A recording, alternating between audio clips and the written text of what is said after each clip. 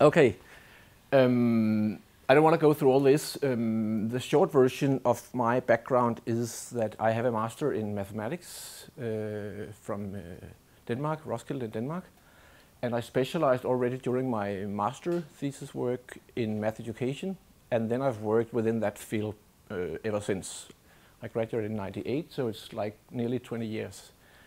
And the sort of like the main themes of that work from my PhD and continuing on has been two things, two interests. One is a dedicated work with mathematical competencies, and we are certainly getting back to that later on, not least together with Mogens, who's also from Denmark and who's here visiting for this week, because he was my supervisor in the PhD program, and Mogens and I jointly worked very much on this competency idea.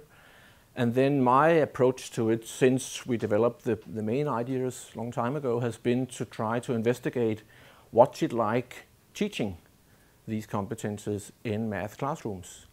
So I have two joint interests. One is working with these more subtle and tricky kind of learning ambitions in mathematics, and the other is trying to research and investigate and develop the transition or the relation between overall ambitions and then actual practice in the classroom. And that means that I have structured the talk as follows. First, there will be a part where I try to discuss these conceptual things about mathematical competences, and not least a related concept, syllabusitis, that I'll get to in a minute.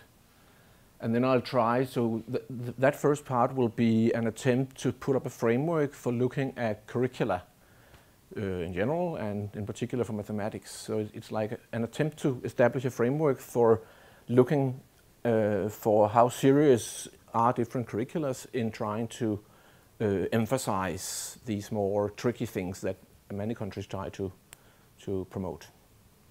And after having had that more sort of like conceptual and curriculum overall discussion, then I'll spend the second part of the presentation in discussing and exemplifying how I have seen and worked together with teachers in bringing these ideas into practice, and how teachers react in classroom when they're confronted with some of the ideas that I've put forward in the first part.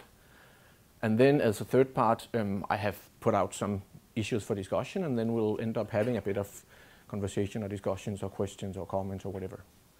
So also in order for Alex to be able to record the presentation, I'll do it first, and then we have the discussion afterwards. But of course, if I say something that completely doesn't make sense, please let me know.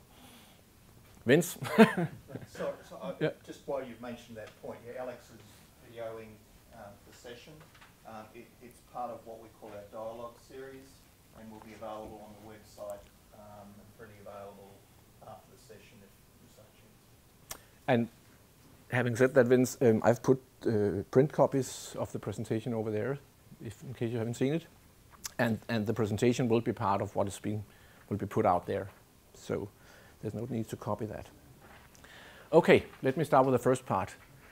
When looking at curricula in mathematics, I think many people would share the observation that there's a traditional structure for doing that. It often consists of three different sort of like pieces or items, building blocks. The first is a description of the purpose for teaching.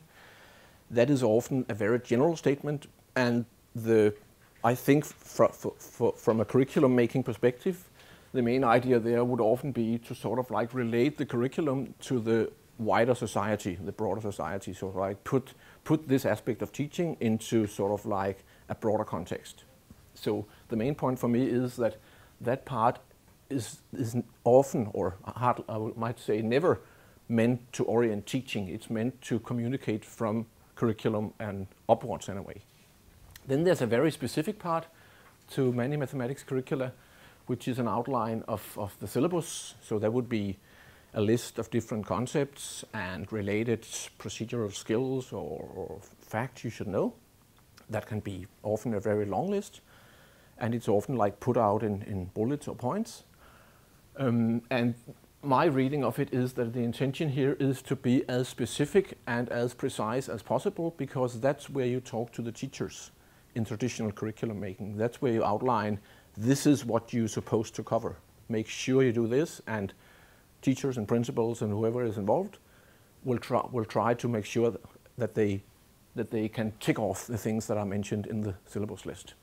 And then there is something mentioned about assessment and testing, but the tradition is that it, to my surprise, and I guess maybe to many of you as well, often the things mentioned about assessment has nothing to do with what is the purpose of assessment or what is it that should be assessed. That is sort of like in between the lines, that we should assess whatever we've put forward before that.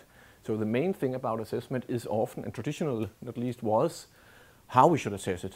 So there would be phrases like, there will be a 4-hour written test, or there will be whatever it is, questionnaire in terms of blah, blah, blah, blah, blah. And that's what often being said about assessment. So that leaves us with a situation where the main thing being put in a way where it communicates to teachers and bring and convey a message from curriculum to teachers is the syllabus list. And that structure then gives rise to what my father many years ago translated into pentomitis in Danish, which is Danish for syllabusitis. And syllabusitis is not an attempt to claim that we shouldn't have a syllabus. Syllabusitis is an attempt to describe if we overemphasize the role of a syllabus. So to put it up as I do it here, then it's a disease where we identify what it means to master a certain subject, say mathematics, with proficiency related to a syllabus. And then the real critical thing from an educational perspective is that then it means that mastering the syllabus is defining the essence of what we do when we work with teaching and learning that subject. So syllabusitis is a word or a concept for saying when we deal with, say, mathematics education and develop assessment tasks or textbooks or teaching modules or teacher education, then if the hub of that developmental process or these developmental processes are the syllabus, then we suffer from syllabusitis, because then we have overemphasized the role of the syllabus. So it's not a discussion of pro or contra syllabus. It's a discussion of what would be a reasonable role to give to the syllabus and what should be put in to supplement the syllabus. All right.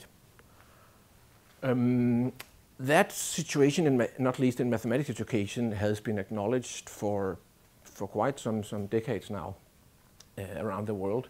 There are many examples. If you look at different curricula from around the world, there are many examples of attempts to bring in something else, because people don't want this. At least when they give their speeches, they don't want this overemphasis on syllabus. So they try to bring in different things. In the States, there's a very well-known developmental process that has taken place for something like 25 years or more, where they have tried to develop other concepts. So now, in the latest version, which is called Common Core State Standards in Mathematics, they worked with mathematical practices and mathematical content. So that would be, the mathematical content would be similar to what we would call a syllabus, and then they add mathematical practices.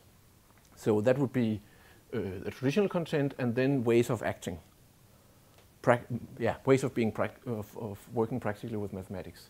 Here in Australia, the attempt is to work with mathematical proficiency strands and content strands as the approach specifically used for mathematics. So that's again this double thing about having a content related part, and then here's called proficiency, and here was practices, but it's sort of like it's adding something more than just the content. And then you also have a strong emphasis in general capabilities and an emphasis on cross-curricular priorities.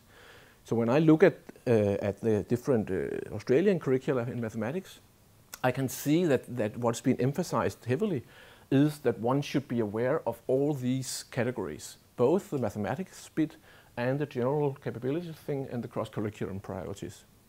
So far so good. Then in Denmark, the conceptual approach has been driven by a project that Mogens and I were major much involved with, together with colleagues in Denmark, called the Competencies in Mathematical Learning project. So we developed a set of 8 competencies, which, as far as I've come so far, is another way of trying to phrase this something else. And I'll get back to in a minute why I believe that it actually makes a difference whether you call it competencies or capabilities or whatever it is. But for now, it's just to say there are attempts around in trying to resolve this problem of only emphasizing the syllabus. This is the list of competencies that we developed in this Danish project back in between 2000 and 2002. I don't want to go into that, that's not the point of this presentation, but if you compare this with both the American and the Australian approach, there would be many similarities. In Australia, you mainly focus on the reasoning part, the reasoning competency, and the problem handling or problem solving competency. But that's just to say, here is an example of such a list of concepts. And then I'll get back to why I find them to be particularly relevant in a minute. Okay, then the big question for me, as I mentioned in the beginning now, has been fair enough if we can work out and develop curricula that appears to be nice when you look at it and appears to be welcoming and appears to bring in good concepts. For me, the interesting thing is what is conveyed from a curriculum down to the actual teaching and learning in the classroom.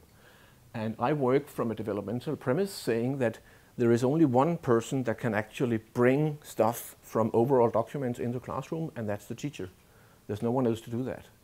So essentially, at the end of the day, the only way we can influence what's actually going on in teaching and learning in the classroom is through or via the teacher.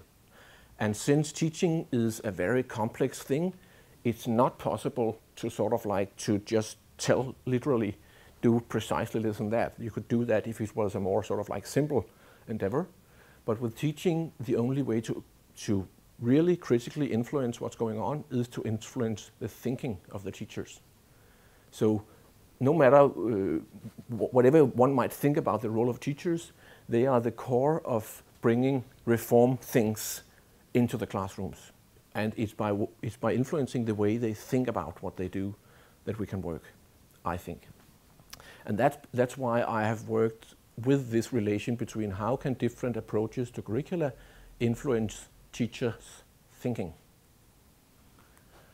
So the first concern, and I'll walk through 2 different concerns related to that premise. A first concern is how can we structure what teachers should focus on? That is, how can we structure these things that I've just talked about? The different main components or main conceptual structures that we work with. How can we structure that so that teachers start focusing on it? And there's a very, I came across when I lived in Melbourne back in 2009 for half a year. I came across this quote from the back by then newly framework document for the Australian National Curriculum for Mathematics. So they would say the following: the content strands describe the what that is to be taught and learned, while the proficiency strands describe the how of the way content is explored or developed, i.e. the thinking and doing of mathematics. That's okay. Then I have emphasized this last part because that's what I find particularly interesting. Each of the content descriptions in the mathematics curriculum will include terms related to understanding, fluency, problem solving or reasoning. That is the proficiency strands. So what it says is that we'll make sure that whenever we mention something from the content list, we'll make sure to include concepts from the proficiency list. It could have been the other way around. Whenever we mention something that comes from these concepts, we will mention something, or one could have said, well, they're not mutually related in any specific way, but here they put it specifically like, we will build it up along the content, but we will make sure that we don't forget about the other stuff. And then I've tried to model what's going on there. My reading of it, if I should make a very critical sort of like modeling of the situation, which I think makes sense at least for the purpose of discussion, is that if we say that this is a model of the tradition, then leaving that alone would be would be sort of like accepting syllabusitis. That would be like, okay, we take the different concepts from mathematics and we put them into different areas, and then we say teaching is basically just building up confidence in that. So if we developed everything along that line, we would fully say, okay, we work from a syllabusitis perspective. Then what is it that's going on in this quote, the Australian quote here? Well, my interpretation is that then the development that has taken place here has been you have left sort of like the overall structure.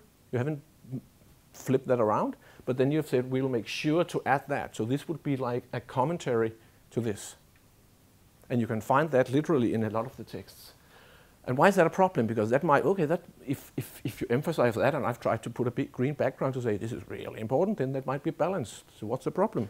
Well, the problem is that if you look at all this from a teacher's perspective, then the thing that teachers need to do is that they need inevitably to bring all this down to a time scale. They need to start teaching at some point and they need to finish teaching at some point. So this is a timeline. So teachers would need to bring it down to a plan for teaching.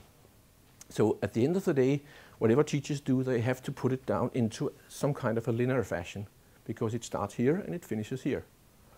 And the problem with syllabusitis, as I see it structurally, is simply that it's far too easy for teachers and managers and all that to make the planning according to this linear structure and let that drop down to this planning line.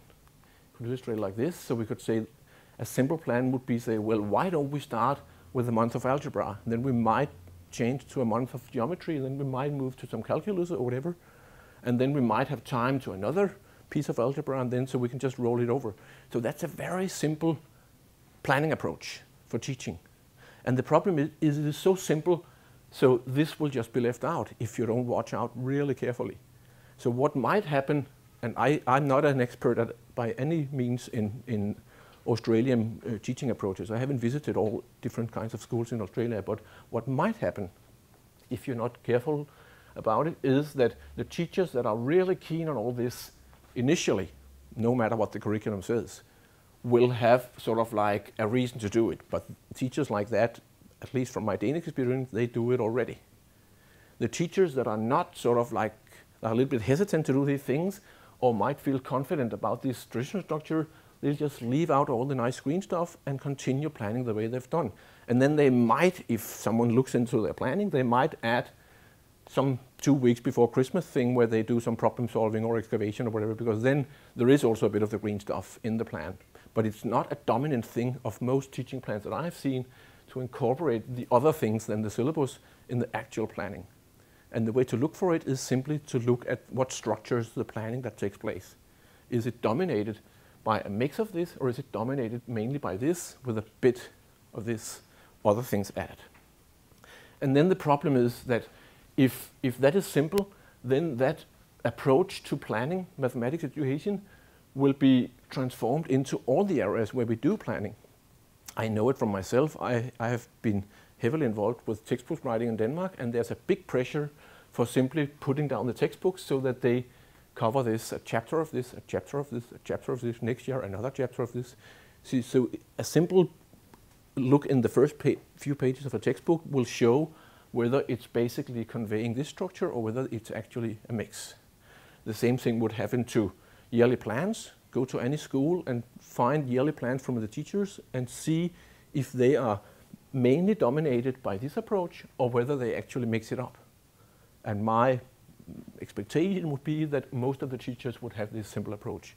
And maybe the worst thing is, if you look at many tests from around the world, it's very easy to take written tests in mathematics, I should say. It's very easy to analyze the different test items and say, this is the task that were meant to cover the algebra.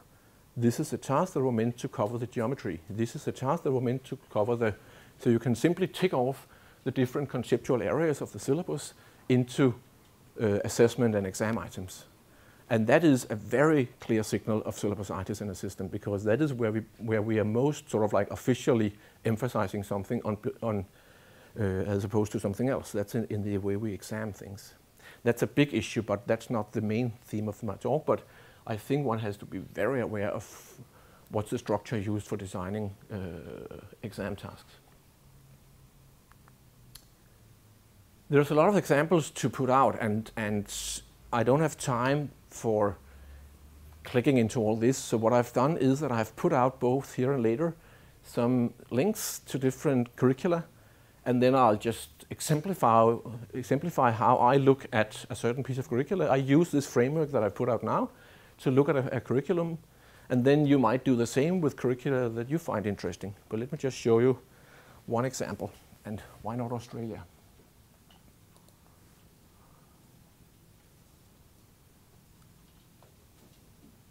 So what I'm doing now is that I'm hyperlinked to the overall mathematics curriculum from the fairly new national Australian curriculum.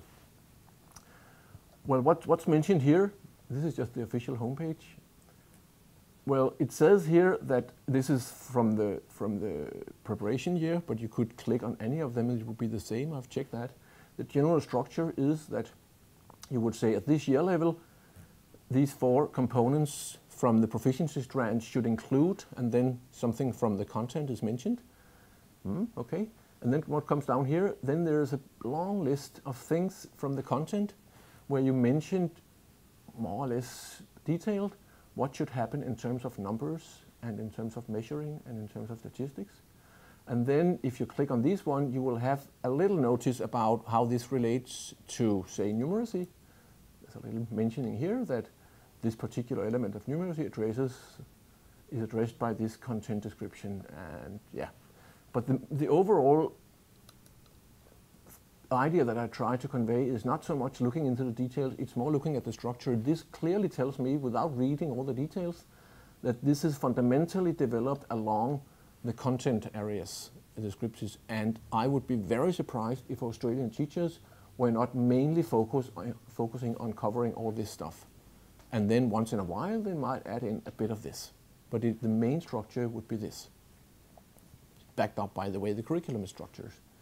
And Vince and I have looked, a few days ago, we looked also into what's been emphasized in terms of assessment. I don't want to read into all that, but when you look at that, you will find that in terms of assessment, there will be something mentioned about fluency and about understanding, which is not surprising because fluency and understanding is ways of saying how you should work with the content. I mean, it doesn't make sense to mention number or measuring without saying that you should have some kind of fluency, some kind of understanding. So that's just words associated to a syllabus. So the real thing that breaks the syllabus regime here is the problem solving and the reasoning thing, and they are hardly not mentioned in the assessment structure that teachers focus on. So there is one thing is the curriculum structure and the emphasis on this as opposed to this. The other thing is the assessment emphasis. So that's just one example. And again, I might be completely wrong. Teachers might be doing a brilliant job and they might emphasize problem solving and reasoning, but I doubt it. You tell me afterwards if I'm wrong. Okay. Let me just mention another example from Denmark. The main story that I want to bring along from Denmark is that in the Danish context, it varies enormously how serious different areas of math education has taken up this idea of competencies. And this is an example of an area of math education in Denmark that hasn't taken it up very seriously. It's grade 10 to 12, which is high school level, upper secondary, and we have a split in Denmark between grade 9 and 10. So that means that this is a completely separate education in a way for 3 years. 3 years of high school training. And the teachers for teaching that is taught at universities, and most universities in Denmark have a fairly traditional approach to mathematics. So they are taught in this content-oriented approach to mathematics. Hence, that's part of their tradition. So how does that look?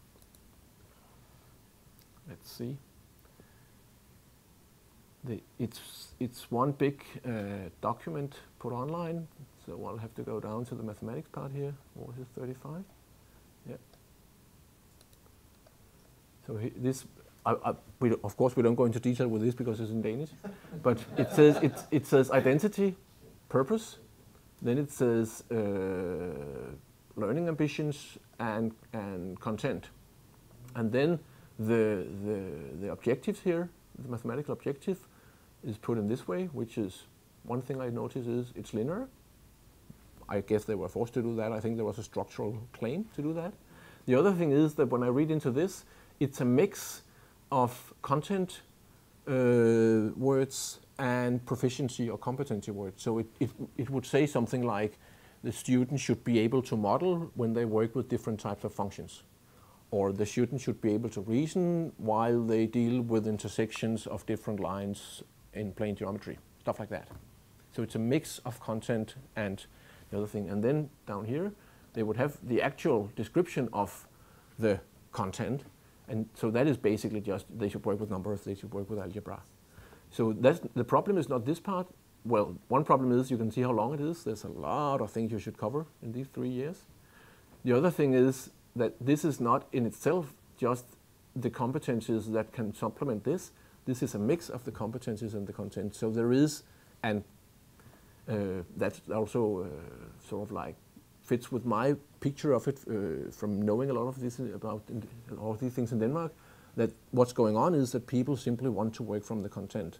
And then they were forced to use this structure of having learning objectives and content, because this was made a few years after we came with the competency report. So the Ministry of Education in Denmark said, you better work, or you should work. They developed a framework saying you should put up these learning ambitions and then you should have the content. The idea was to bring in the competencies, but what they have done is that they have made sure to maintain the content even in the learning objectives part.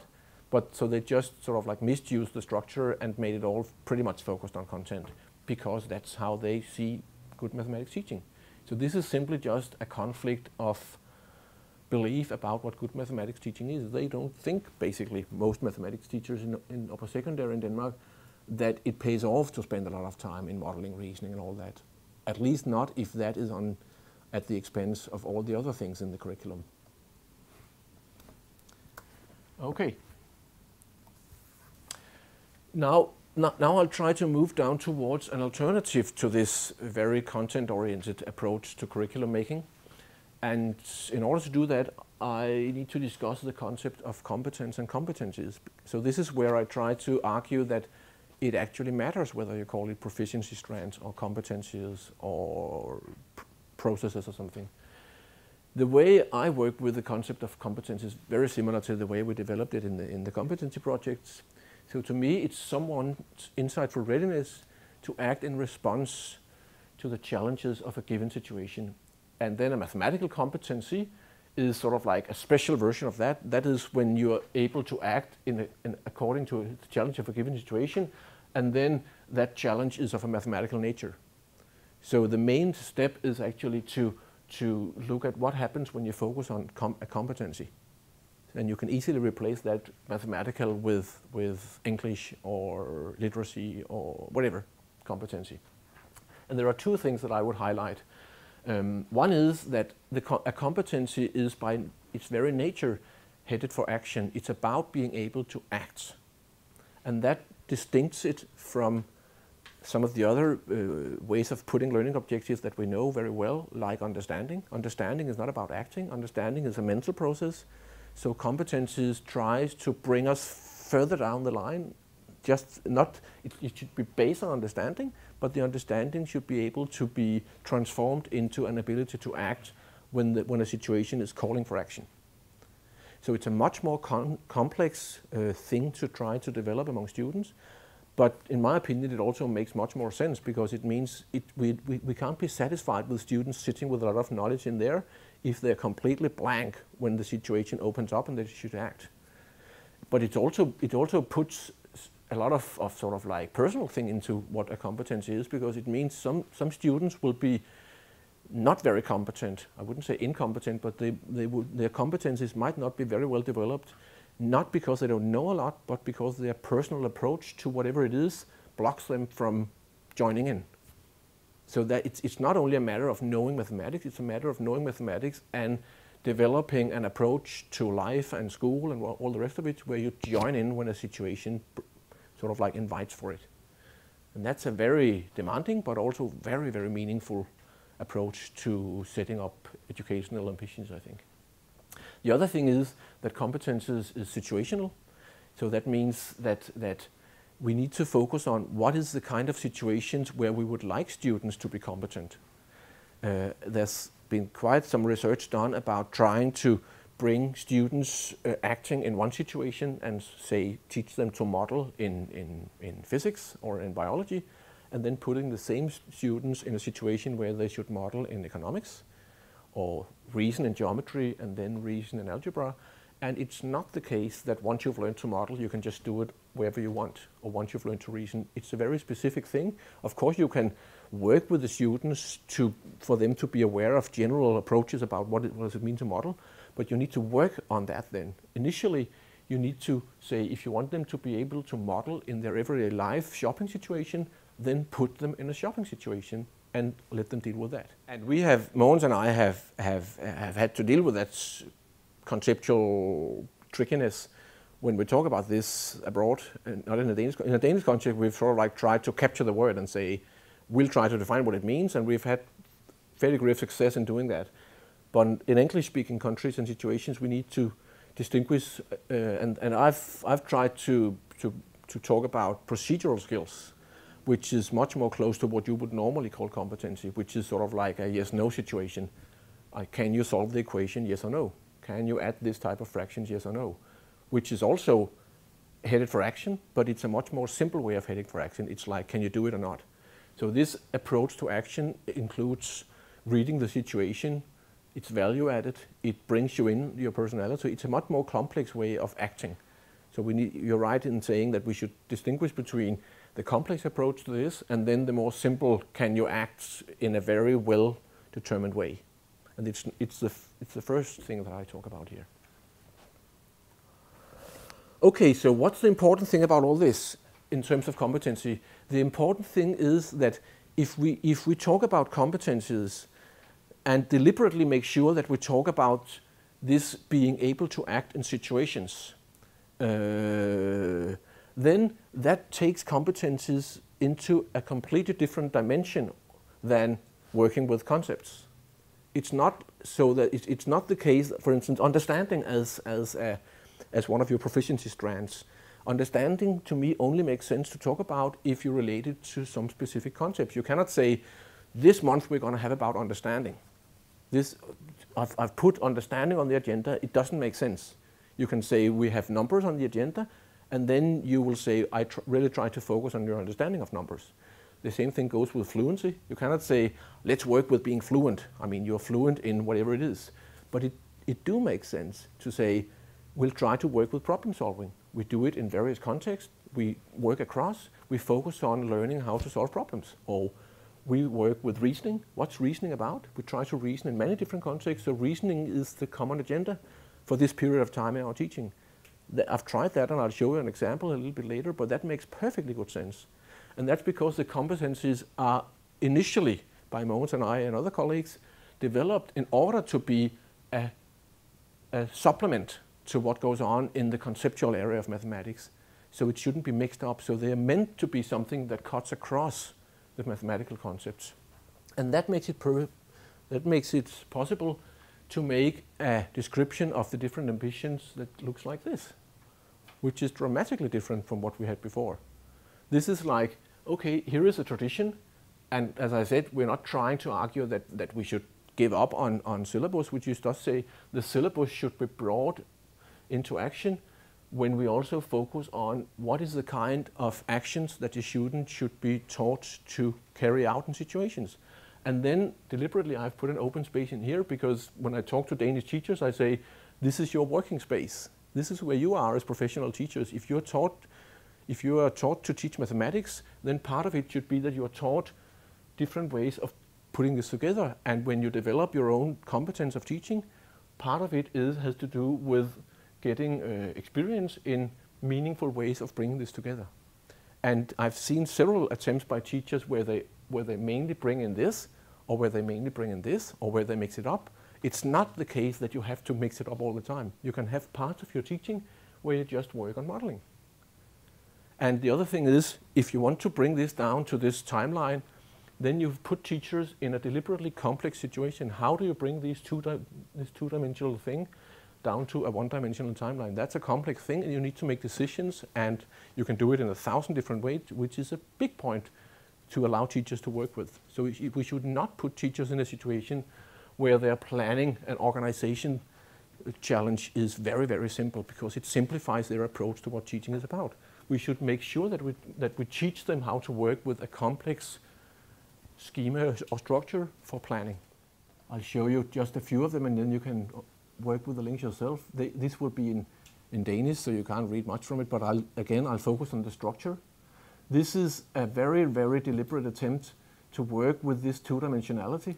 It is from adult education in Denmark, and the reason why it's so explicit is that the guy from the Ministry of Education who was responsible for developing this new curriculum, he was part of discussing the competency projects from its very beginning, and then he knew in some years from now there will be a call for me to develop a new curriculum. So before we get to that situation and everything is very stressed, could we meet and talk? And then him and I met for, I think, 2 years, every second month, something like that, where he simply tried to grasp, why do you find it so important to bring in these competencies? And then I told him, because then you can make a two-dimensional structure.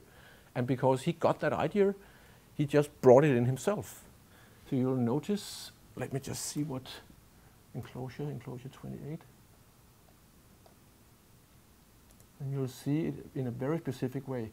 Here, the same thing, you can recognize the structure from before, given by the ministry, but because I think this is an area of math education in Denmark that hasn't got so much political focus, so he was allowed maybe a little bit more freedom. So same thing about identity or whatever, and then the learning ambitions here, if you could read it, you would notice that this is very specifically a mentioning of the competencies with no content whatsoever mixed up.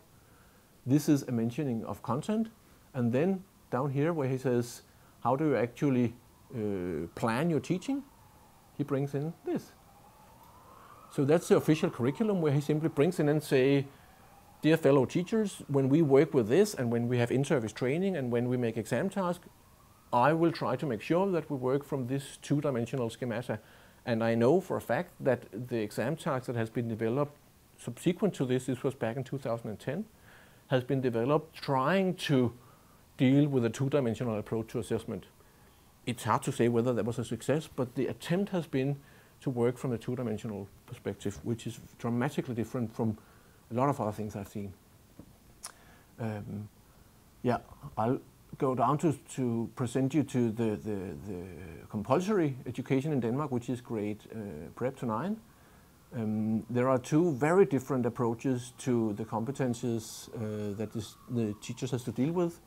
One is a schemata that all the subjects in a recent reform would have to use, mathematics, Danish, English, whatever, which was based on the idea that the teachers find it very difficult to work with these competencies from different subjects.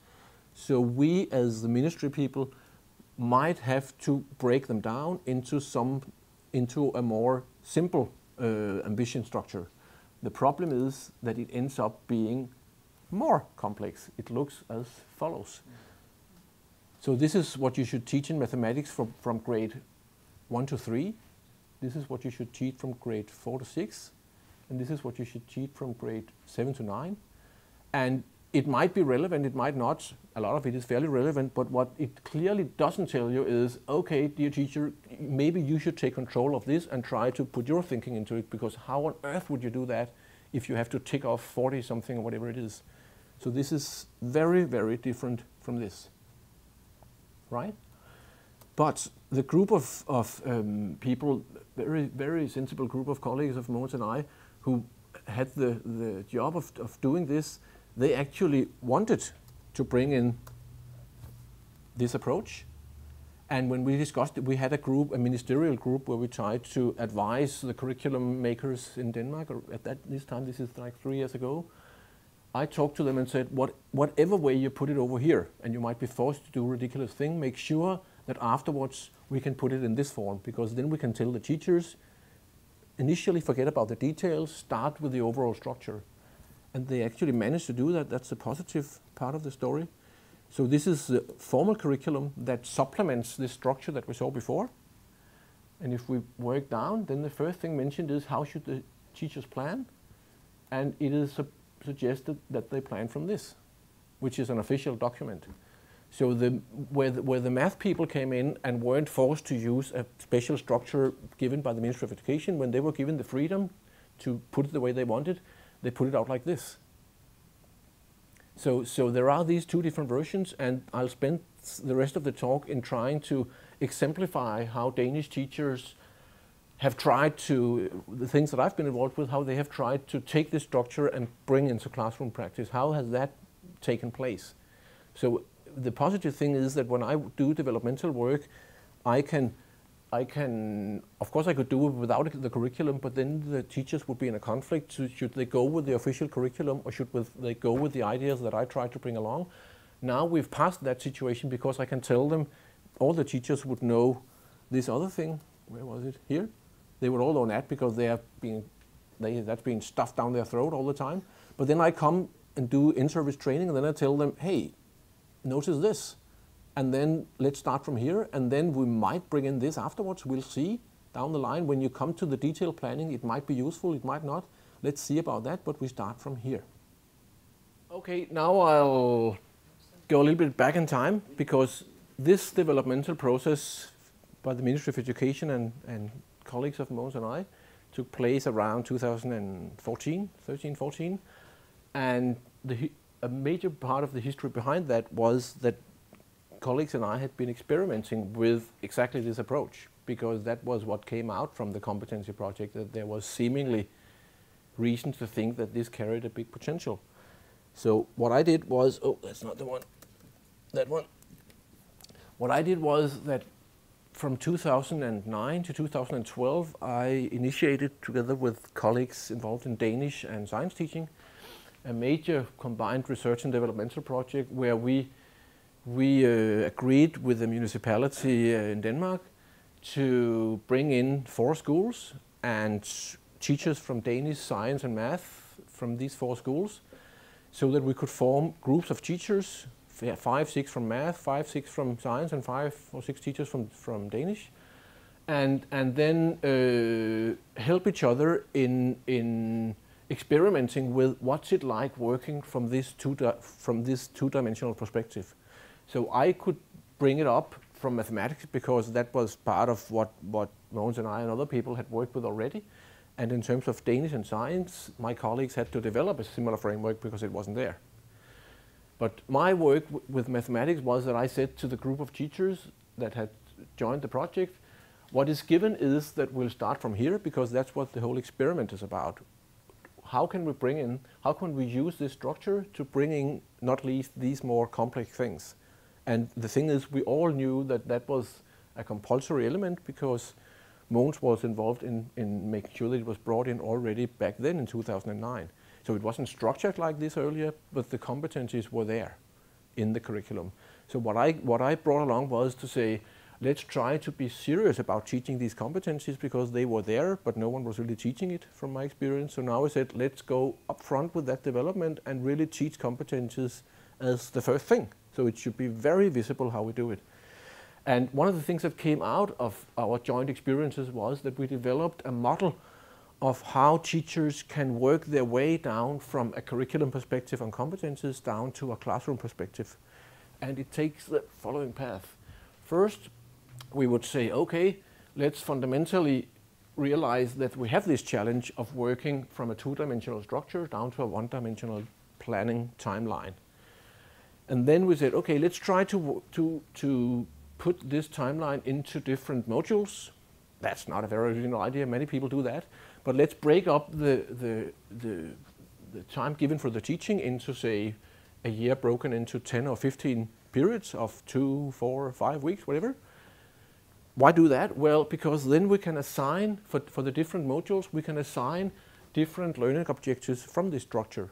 Because what happened initially was that the teachers felt like, I will have to put in all this into all my teaching. So they say, oh, I'll have to deal with modeling, reasoning, problem solving, algebra, geometry, blah, blah, blah, when I teach. And then that would imply one of 2 disasters. Either they would say, I'll mix it all up and we'll just have a stew that tastes like you wouldn't believe it, because it's a mix of everything. Or some teachers, not least in Danish, would say, well, since I can't deal with everything at the same time, I'll just try to make sure that I have an attention to all of it along the way, and then I just teach the way I normally do. So they would claim they do the right stuff, but essentially they would give up on being explicit about what they are aiming at and just teach.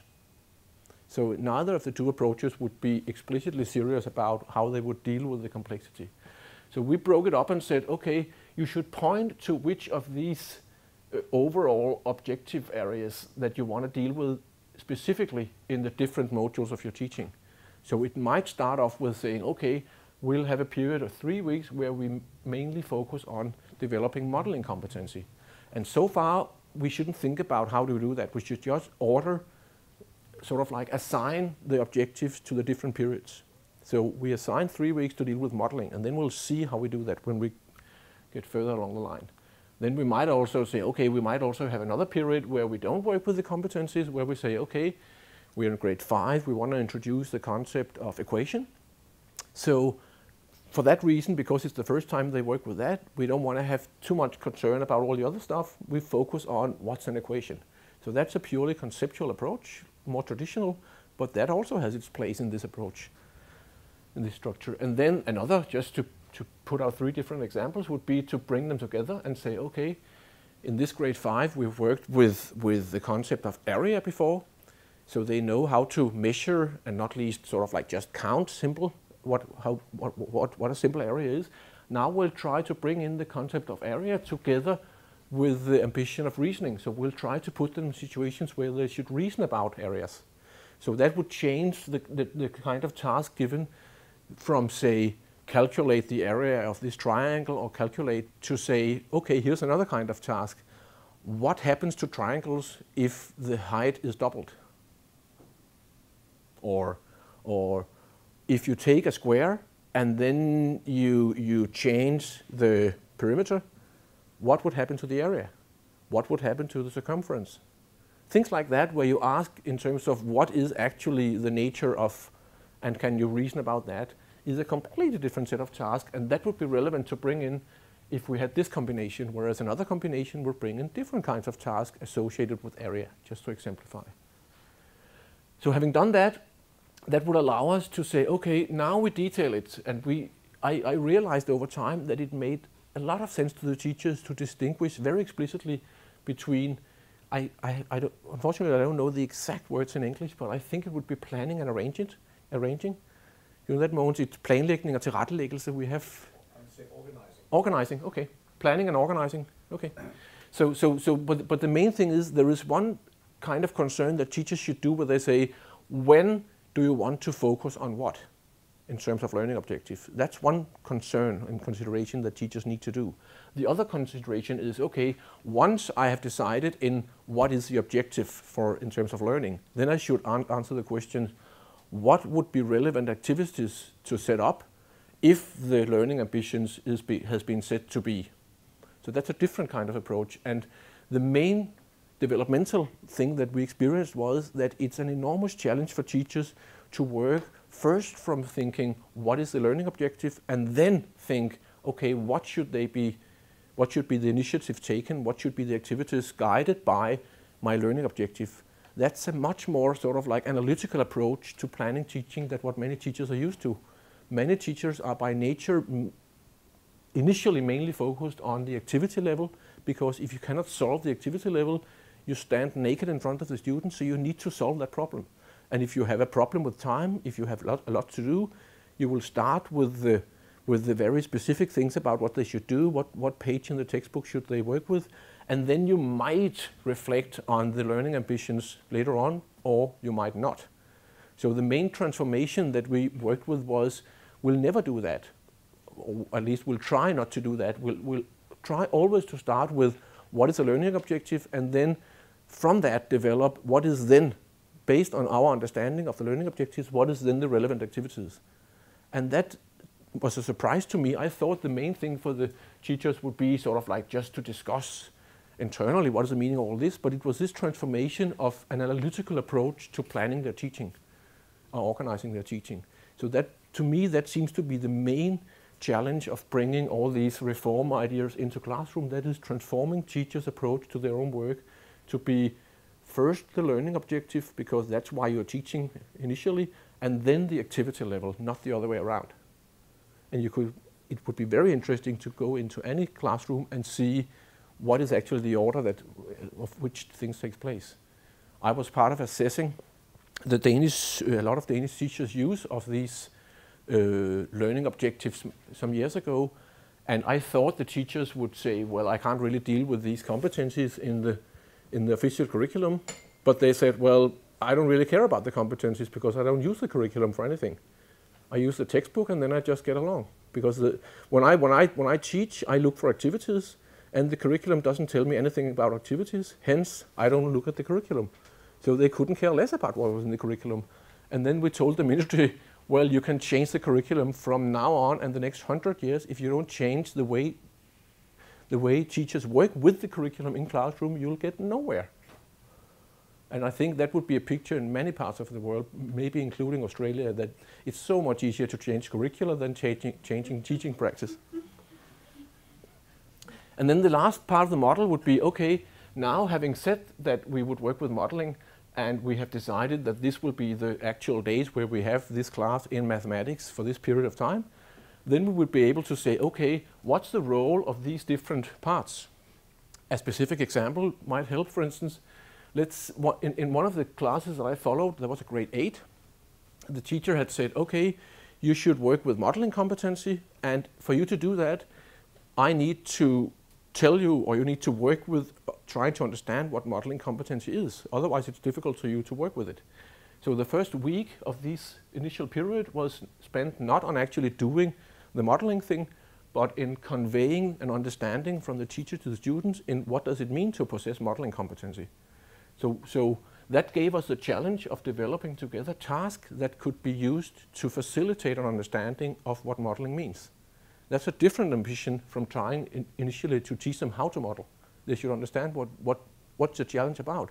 And then, hopefully having succeeded with that, we could start up on the August 38 or 23 by saying, okay, now we start a project. Now we hope you have an idea about what modeling is. Now you're given 2 weeks to actually model something in the way that you have understood the thing. So that would be an example of arranging, or what did you call it, Mogens? Organizing these 3 weeks. 1 week, initial understanding of what modeling is. Next subsequent 2 weeks, actually carrying out a project where they should model. That's just an example of how we planned one of these sessions. And for every session, we could make that kind of sort of like analytical thinking. What would be a good way of organizing stuff now that we've given ourselves a learning objective to follow? And of course, one of the lessons we learned was that if you've done this once, then both teachers and students might be a bit confused, or they might have learned a lot about what should we do and what shouldn't we do. So it would definitely pay off to bring this in again here and here, so that the things that you might be confused about here, you could benefit from that learning experience by knowing we'll be back. So what we did was that we brought in, for instance, modeling was emphasized in our approach. So we said we'll do 5 of these periods every year, 5 times 3 weeks during a year. That's a heavy emphasis on it, but it meant if it breaks down the first time, or if we're all confused, don't worry, we'll be back in 2 months and do it again. So that is a heavy emphasis on some of these more tricky things in a very explicit way. And then that meant, as this last part here, that when the teacher were in the classroom, she could do what I have been part of conceptualizing didactical classroom management, which is like when you're in the classroom communicating with your student, you are referring to the learning objectives in your communication. So that you're saying, now I'm giving you these tasks. It's not for you to solve or anything, it's for you to reflect on what modeling is. So now you work with it for half an hour, then I'll go to the blackboard and I'll tell you a little bit about modeling, and then I'll invite you to tell me what these tasks had to do with modeling. And then we will, so the teachers sort of like would reflect on her own role and actions in the classroom by means of sort of like bouncing in and out with these learning objectives. So that's a different way of managing the classroom from merely, say, social concerns of how students behave. And again, my experience from Danish classrooms is that many teachers they don't use learning objectives as sort of like reflection tools in the classroom. It's something they do at a different time of the year, if they do it at all. So it's a big challenge to bring in learning objective related reflections in actual classroom practice. Yep. Last thing I want to mention, and then we'll have a discussion. I promised also to mention a bit about assessment and exam in the presentation of this talk. I thought instead of jumping around in the different curriculum documents, I would try to let go with a specific example. Following from this COMPAS project, the 3-year project from 2009 to 12, I managed to be allowed, together with the teachers, to have an experimental exam at the end of these 3 years. So when they graduated after grade 9, which they do in Denmark, we were setting up an oral exam. We've had that before in Denmark, and by then it was taken away. So instead of only having a written exam, we would put up a written and an oral exam. And the written exam was a tricky thing. We didn't manage to turn that around very much. But the oral exam was a big success, and here's my reflections about why. We focused on modeling and reasoning competency. There was an analysis of the core of those competencies, and we realized modeling and reasoning is easier dealt with in an oral setting than in a written setting. It's hard to assess, are you able to reason and model, if you can only do it in writing and if you only have like a few hours. Then we planned the teaching so that, as I mentioned, the yearly plan would bring in project work about modeling and also reasoning 4 to 5 times a year. So that would produce project reports. So initially in grade 8 and 9, they would produce 8 of such project reports. Then the oral exam, we tried to link that up and align that with the actual teaching by saying, already when we started off in grade 9, in grade 8 we said, now you'll do your first project work, and this is 1 out of 8 or 10.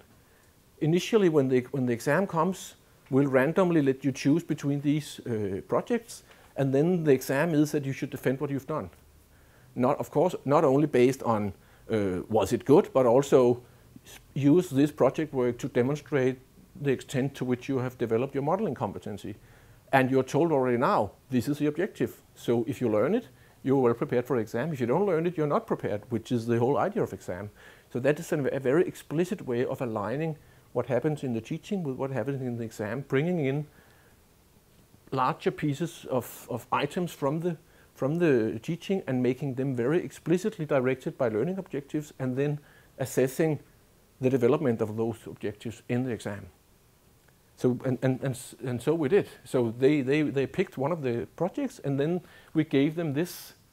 This is a direct translation of how we posed the exam question, and we gave them that question when we started grade 8. We said, we can publicly announce the question that you'll get for the exam. Here it is. You've randomly chosen module number group, so the head of the school would pick that in advance so that people would know, but they wouldn't know the students. So they came into the room and they were told, in your group you picked number 3. And looking back at what we did, we all know that number 3 was focusing on reasoning competency. And then they were given, that was just our attempt to find a structure, then they were given first a bit of time as a group where they could sit 4 students together and remind themselves, number 3, let's bring out the report, what was that like? And maybe they could also reflect on, how did you see, can you remember anything about reasoning? Yeah, I have a note here, let's help each other. And let me just show you, it's in Danish, so I'll just show you what it might look like having such an oral exam, because I can understand that that is very alternative. This is the teacher sort of like telling them, yeah, you've taken number 3 and it was about whatever it was, modeling.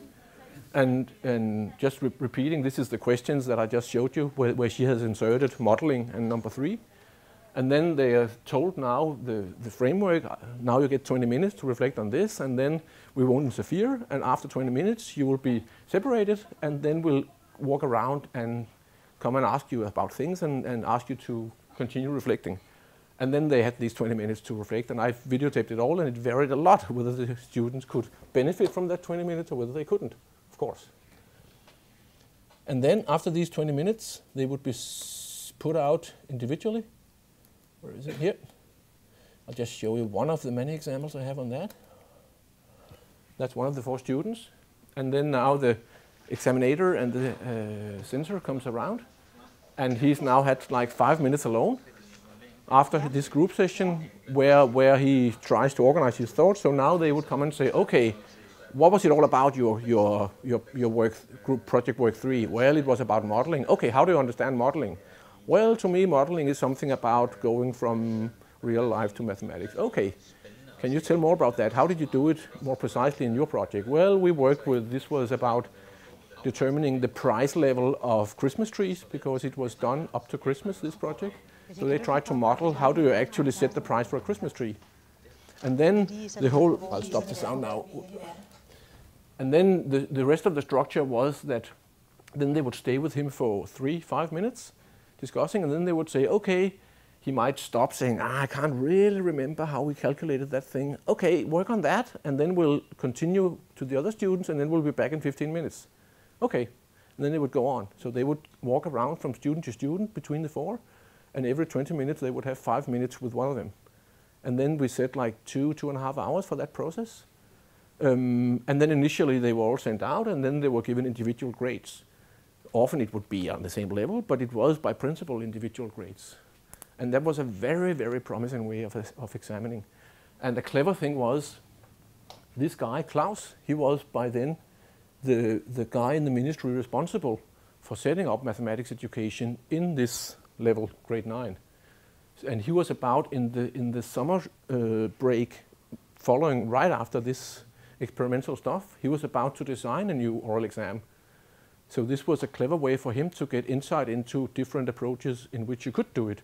So then he has designed a new oral exam that was started up officially nationally in 2013, and it's still out there. It's not as radical as this, but it's an opening towards trying to be serious about assessing the other stuff. So we're not there in developing these things, but there is clearly an attempt to try to work our way in that direction at this level. It's not happening at all at upper secondary general level, like I showed you. So it's not like it's all a sunshine story, but this part of it, there is a serious attempt in trying to align what's going on, I would say. Yeah, maybe we should leave the picture on and then start discussing. I have just put out a few questions for discussions, and then you can add. And my questions is an attempt to answer the question, why not? Why is this not seemingly very common to do? One answer might be that systems that design education is often very conservative. One thing that one would have to realize is that if we have the same number of teaching lessons a year for, say, mathematics, then if we want to have more emphasis on modeling, like we did here, you cannot cover the same amount of curriculum or syllabus. So you would have to go into less detail about different details about fractions or equations or whatever. Of course, they would learn something about fractions often as part of their modeling, because they would model with fractions once in a while, but you would have to give up on the width of the syllabus instead of having depth in terms of competencies. So I can't put it up here, there's no blackboard, but a simple model is width and depth, and then that gives you an area. And with a certain time given, you can only cover a certain area. And you can either do it very low and very wide, or you can do it less wide and higher above. And that's a simple balance that curriculum may make us have to decide on.